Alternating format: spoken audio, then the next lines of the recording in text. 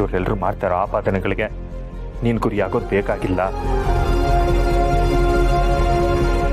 ಒಂದೇ ಒಂದು ಸತ್ಯನ ಮುಚ್ಚಿಟ್ಟು ಎಲ್ಲರ ದೃಷ್ಟಿಲಿ ನೀನು ಕೆಟ್ಟವಳಾಗೋದು ಬೇಕಾಗಿಲ್ಲ. ಈಗ ನಿನ್ ಸತ್ಯ ಏನು ಅಂತ ಹೇಳ್ತೀಯಾ, ಇಲ್ಲ ನಾನೇ ಸತ್ಯ ಏನು ಅಂತ ಹೇಳ?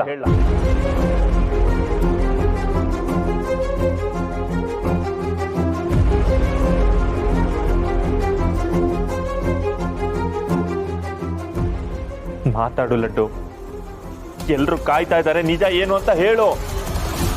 ಹೇಳ್ತೀನಿ, ನಿಜ ಹೇಳ್ತೀನಿ. ನನಗೆ ಮದುವೆ ಆಗಿದೆ, ನನಗೆ ಗಂಡನೂ ಇದ್ದಾನೆ.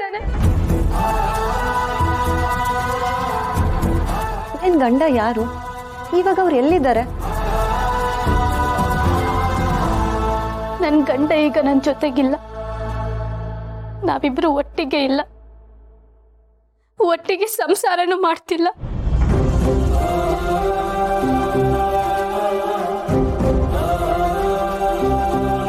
ಮದ್ವೆ ಆಗಿದ್ ಮರುಕ್ಷಣನೇ ನಾವಿಬ್ರು ದೂರ ಆಗ್ಬಿಟ್ವಿ. ವಿಧಿ ನಮ್ಮಿಬ್ರ ಜೀವನದಲ್ಲಿ ತುಂಬಾನೇ ಆಟ ಆಡ್ಬಿಡ್ತು.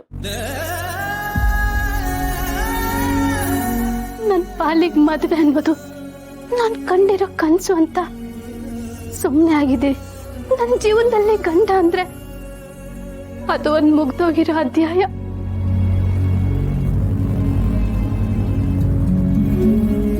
ಸಂಸಾರ ಅನ್ನೋದ್ನ ನಾನು ಕೇಳ್ಕೊಂಡೇ ಬಂದಿಲ್ಲ. ನನ್ನ ಪಾಲಿಗೆ ಇದಷ್ಟೇ ಬಂದಿರೋದು.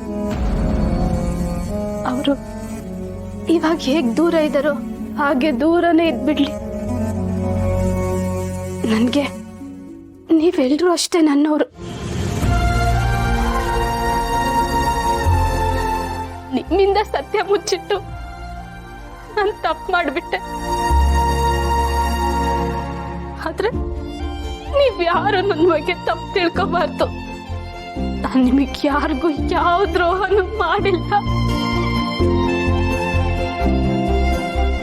ನನ್ನ ವಿಷಯ ಗೊತ್ತಾಗಿ ನೀವೆಲ್ಲ ನೊಂದ್ಕೋತೀರ ಅಂತ ನಾನು ಸತ್ಯ ಮುಚ್ಚಿಟ್ಟೆ ಅಷ್ಟೆ.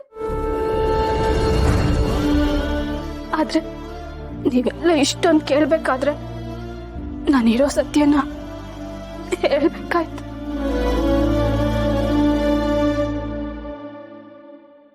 ದಯವಿಟ್ಟು ನೀವ್ಯಾರು ನನ್ನ ಬಗ್ಗೆ ನೊಂದ್ಕೋಬೇಡಿ. ನನ್ಗೆ ನನ್ನ ಜೀವನ ಬಗ್ಗೆ ಆಸೆಗಳೇ ಇಲ್ಲ.